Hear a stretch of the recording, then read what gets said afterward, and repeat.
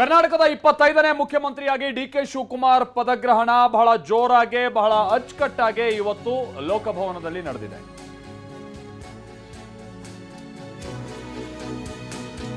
ದೇಶದ ಕೆಲ ರಾಜ್ಯಗಳಲ್ಲಿ ಯಾರ್ಯಾರು ಕಾಂಗ್ರೆಸ್ ಮುಖ್ಯಮಂತ್ರಿಗಳಿದ್ದಾರೋ ಅವರು ಕೂಡ ಇವತ್ತು ಆ ಕ್ಷಣಕ್ಕೆ ಸಾಕ್ಷಿಯಾದರು. ಹೈಕಮಾಂಡ್ ನಾಯಕರುಗಳು ಕೂಡ ಇವತ್ತು ಮುಖ್ಯ ವೇದಿಕೆಯಲ್ಲಿ ಕಂಡುಬಂದರು. ಎಲ್ಲದಕ್ಕಿಂತ ಮುಖ್ಯವಾಗಿ ರಾಜ್ಯದ ನಾನಾ ಸಮುದಾಯಗಳನ್ನ ನಾನಾ ಧರ್ಮಗಳನ್ನ ಪ್ರತಿನಿಧಿಸುವಂತಹ ಧರ್ಮಗುರುಗಳು ಕೂಡ ಇವತ್ತು ಕಂಡುಬಂದರು. ಕೈಯಲ್ಲಿ ಸಂವಿಧಾನದ ಪ್ರತಿ, ಪದಗ್ರಹಣಕ್ಕೂ ಮುನ್ನ ಅಜ್ಜಯ್ಯ ಸ್ವಾಮೀಜಿಯ ಫೋಟೋಗೆ ಪುಷ್ಪ ನಮನ. ಅದಾದ ನಂತರ ವಿಧಾನಸೌಧದಲ್ಲೂ ಕೂಡ ಪೂಜೆ ಪುನಸ್ಕಾರ, ಅವರ ಕೊಠಡಿಯಲ್ಲಿ ವಾಸ್ತುವಿಗೆ ಸಂಬಂಧಪಟ್ಟ ಹಾಗಿನ ಕೆಲ ಬದಲಾವಣೆಗಳು, ಇದೆಲ್ಲವೂ ಕೂಡ ಡಿಕೆ ಶಿವಕುಮಾರ್ ಅವರ ಮುಂದಿನ 2 ವರ್ಷದ ಆಡಳಿತ ಯಾವ ಮಾನದಂಡದ ಮೇಲೆ ಆಗುತ್ತೆ ಅಥವಾ ಯಾವ ರೀತಿಯಾಗಿ ನಡ್ಕೊಂಡು ಹೋಗುತ್ತೆ ಅನ್ನೋದಕ್ಕೆ ಸಂಬಂಧಪಟ್ಟ ಹಾಗೆ ಕೆಲ ಸೂಚನೆಗಳನ್ನ ನೀಡೋ ರೀತಿಯಾಗಿ ಕಂಡು ಬರ್ತಾ ಇತ್ತು. ಎಲ್ಲಾ ಧರ್ಮದವರನ್ನು ಕೂಡ ನಾನು ಒಂದೇ ರೀತಿಯಾಗಿ ಕಾಣ್ತೀನಿ ಅನ್ನುವಂತ ಒಂದು ಸೂಚನೆ. ಹಲವು ಮಹನೀಯರ ಪುತ್ಥಳಿಗಳಿಗೆ ನೇರವಾಗಿ ಇವರೇ ಹೋಗಿ ಪುಷ್ಪಾರ್ಚನೆಯನ್ನ ಸಲ್ಲಿಸೋ ಮುಖೇನವಾಗಿ ಎಗೈನ್ ಅಲ್ಲೂ ಕೂಡ ಬೇರೆ ಬೇರೆ ಜಾತಿಗಳಿಗೆ ಸಂಬಂಧಪಟ್ಟ ಹಾಗೆ ಧರ್ಮಗಳಿಗೆ ಸಂಬಂಧಪಟ್ಟ ಎಲ್ಲ ದಾರ್ಶನಿಕರು ಕೊಟ್ಟು ಹೋಗಿರುವಂತ ಆ ಸಂದೇಶಗಳನ್ನು ಅನುಸರಿಸಿ ನಡೆಯುವಂತ ಆಡಳಿತ, ಈ ರೀತಿಯಾದಂತ ಸೂಚನೆ. ಅದರ ಜೊತೆಗೆ ಕೈಯಲ್ಲಿ ಸಂವಿಧಾನದ ಪುಸ್ತಕ ಹಿಡದೆ ಇವತ್ತು ಪದಗ್ರಹಣ ಮಾಡಿರುವಂತಹ ಸನ್ನಿವೇಶ ಸಂದರ್ಭವನ್ನ ಕೂಡ ನೋಡ್ಬೋದು. ಹೈಕಮಾಂಡ್ ನಾಯಕರುಗಳು ಕೂಡ ಕಾಂಗ್ರೆಸ್ನ ಕೆಲ ನಾಯಕರುಗಳು ಹೋದಲ್ಲಿ ಬಂದಲ್ಲಿ ಸಂವಿಧಾನ ಪುಸ್ತಕವನ್ನು ಅವ್ರ ಕೈಯಲ್ಲೇ ಇಟ್ಕೊಂಡಿರ್ತಾರೆ. ಸೊ ಅದರಂತೆ ಇವತ್ತು ಆ ಸಾಲಿಗೆ ಡಿಕೆ ಶಿವಕುಮಾರ್ ಕೂಡ ಸೇರಿದ್ರು. ಬನ್ನಿ ಆ ಸನ್ನಿವೇಶ ಹೇಗಿತ್ತು ನೋಡೋಣ.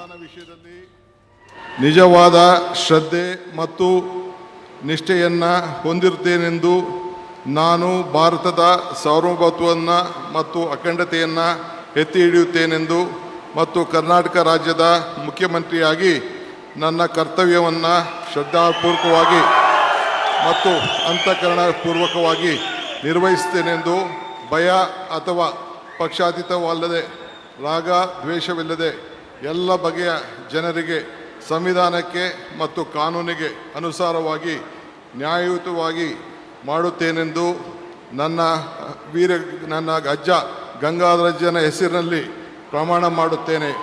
ಶ್ರದ್ಧಾಪೂರ್ವಕವಾಗಿ ಪ್ರತಿಜ್ಞೆಯನ್ನ ಮಾಡುತ್ತೇನೆ.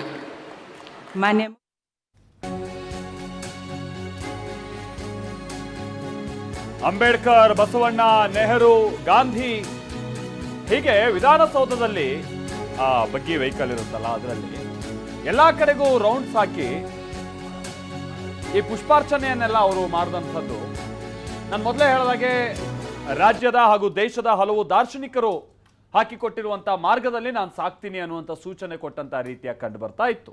ನೀವು ಆ ಸನ್ನಿವೇಶ ನೋಡ್ತಾ ಇದ್ದೀರಾ. ವಿಧಾನಸೌಧದ ಆವರಣದಲ್ಲಿ ಬಹಳಷ್ಟು ಪುತ್ಥಳಿಗಳಿದೆ. ಅಂಬೇಡ್ಕರ್, ಕೆಂಪೇಗೌಡ, ಬಸವಣ್ಣನವರ ಪುತ್ಥಳಿ, ಕೆಂಗಲ್ ಹನುಮಂತಯ್ಯನವರ ಪುತ್ಥಳಿ, ಕೆ.ಸಿ. ರೆಡ್ಡಿ ಅವರ ಪುತ್ಥಳಿ, ಹೀಗೆ ಅದರಲ್ಲಿ ಬಹುತೇಕ ಪುತ್ಥಳಿ ಕಡೆಗೆ ತಾವೇ ಹೋಗಿ ಪುಷ್ಪ ನಮನವನ್ನ ಸಲ್ಲಿಸುವ ಮುಖೇನವಾಗಿ ನಾನು ಆಗ್ತಾನೆ ಹೇಳಿದಾಗೆ ಹಲವು ದಾರ್ಶನಿಕರು ಹಾಕೊಟ್ಟಿರುವಂತಹ ಹಾದಿಯಲ್ಲಿ ಅವರಿಗೆ ಯಾವ ರೀತಿಯಾಗಿ ಮಾದರಿಯಾಗಿದ್ರು ಅದೇ ರೀತಿಯಾಗಿ ನಾನು ಕೂಡ ಸಾಕ್ತೀನಿ ಅನ್ನುವಂಥ ಒಂದು ಸೂಚನೆಯನ್ನು ಕೊಟ್ಟಂತ ರೀತಿಯಾಗಿ ಕಂಡು ಬಂತು.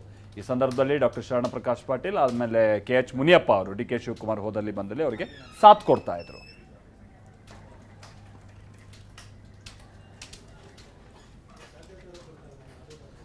ಇನ್ನೊಂದು ವಿಚಾರ ಅಂತಾರೆ, ಡಿ ಕೆ ಶಿವಕುಮಾರ್ ಅವರು ಮಹಾನ್ ದೈವ ಭಕ್ತರು ಅನ್ನುವಂಥದ್ದು ಎಲ್ಲ ನಮ್ಗೆ ಗೊತ್ತಿರುವಂಥ ಸಂಗತಿನೇ.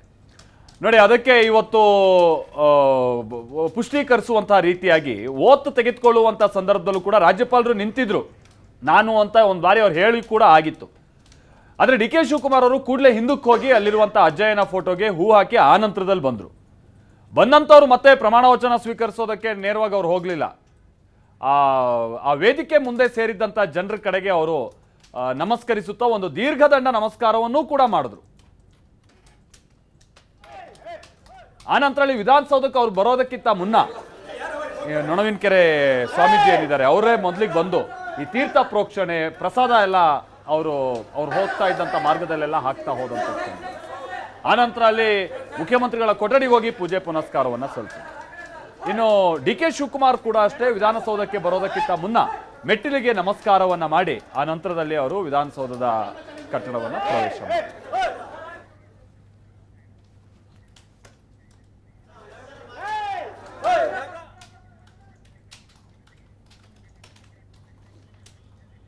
ಇನ್ನು ಇಷ್ಟಕ್ಕೆ ಸೀಮಿತ ಆಗಿರಲಿಲ್ಲ. ಡಿ ಕೆ ಶಿವಕುಮಾರ್ ಅವರು ಒಳ ಹೋದಂಥ ನಂತರದಲ್ಲೂ ಕೂಡ ಪೂಜೆ ಪುನಸ್ಕಾರ ಬಹಳ ಜೋರಾಗಿ ನಡೆದಿದೆ.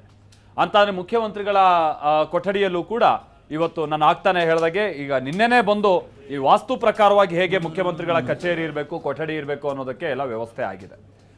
ಮೇಜು ಯಾವ ಕಡೆ ಇರಬೇಕು, ಕುರ್ಚಿಗಳು ಯಾವ ಕಡೆಗೆ ಇರಬೇಕು, ಯಾರು ಬಂದು ಅಂದರೆ ಮುಖ್ಯಮಂತ್ರಿಗಳು ಯಾವ ದಿಕ್ಕಿನ ಕಡೆಗೆ ಮುಖ ಮಾಡಿ ಕೂರಬೇಕು, ಅವ್ರನ್ನ ನೋಡಕ್ಕೆ ಬರುವಂಥ ಜನಸಾಮಾನ್ಯರು ಅಥವಾ ಇತರ ಅಧಿಕಾರಿಗಳು, ಮಂತ್ರಿಗಳು, ಶಾಸಕರುಗಳು, ಕಾರ್ಯಕರ್ತರು ಅವರೆಲ್ಲ ಯಾವ ದಿಕ್ಕಿನ ಕಡೆಗೆ ಮುಖ ಮಾಡಿ ಡಿ ಕೆ ಶಿವಕುಮಾರ್ ಅವ್ರ ಕಡೆಗೆ ನಿಲ್ಲಬೇಕು, ಈ ಥರನಾದಂಥದ್ದೆಲ್ಲವನ್ನು ಕೂಡ ನಿನ್ನೆನೆ ಇನ್ಫ್ಯಾಕ್ಟ್ ಒಳಗಡೆ ಸುಮಾರು ಅಷ್ಟು ಹೊತ್ತು ಬಾಕ್ಲು ಹಾಕ್ಕೊಂಡು ಕೆಲ ವಾಸ್ತು ತಜ್ಞರೆಲ್ಲ ಬಂದು ಸಲಹೆ ಸೂಚನೆಗಳನ್ನು ಕೊಟ್ಟು ಹೋಗಿದ್ರು. ಇವತ್ತು ಪೂಜೆ ಪುನಸ್ಕಾರ ಕೂಡ ಬಹಳ ಜೋರಾಗಿ ಆಗಿದೆ. ಅದರಂತೆ ಡಿ ಕೆ ಶಿವಕುಮಾರ್ ಅವರು ಬಂದಂಥ ನಂತರದಲ್ಲಿ ಅವರು ಆ ಮುಖ್ಯಮಂತ್ರಿಗಳ ಕುರ್ಚಿಯಲ್ಲಿ ಕೂತು ಅಲ್ಲಿರುವಂಥ ಕೆಲ ವಾಸ್ತು ತಜ್ಞರು ಜೊತೆಗೆ ಅರ್ಚಕರು, ಪುರೋಹಿತರು ಇವರೆಲ್ಲ ಹೇಗೆ ಸಲಹೆಗಳನ್ನು ಕೊಟ್ಟರೋ ಅದೇ ರೀತಿಯಾಗಿ ಶಾಸ್ತ್ರೋಕ್ತವಾಗಿ ಅವರು ನಡ್ಕೊಳ್ತಾ ಇದ್ದಂಥದ್ದೆಲ್ಲವೂ ಕೂಡ ಕಂಡು ಬಂತು. ನಾನು ಆಗ್ತಾನೆ ಹೇಳಿದಾಗೆ ಇದು ಮುಖ್ಯಮಂತ್ರಿಗಳ ಮುಂದಿನ 2 ವರ್ಷಗಳ ಆಡಳಿತ ಹೇಗಿರುತ್ತೆ, ಏನು ಎತ್ತ, ಹೇಗೆ ನಡ್ಕೊಳ್ತಾರೆ ಅನ್ನುವಂಥದಕ್ಕೆ ಸಂಬಂಧಪಟ್ಟ ಹಾಗೆ ಎಲ್ಲ ಕನ್ನಡಿ ಹಿಡಿದಂಥ ರೀತಿಯಾಗಿ ಕಂಡು ಬರ್ತಾ ಇದೆ.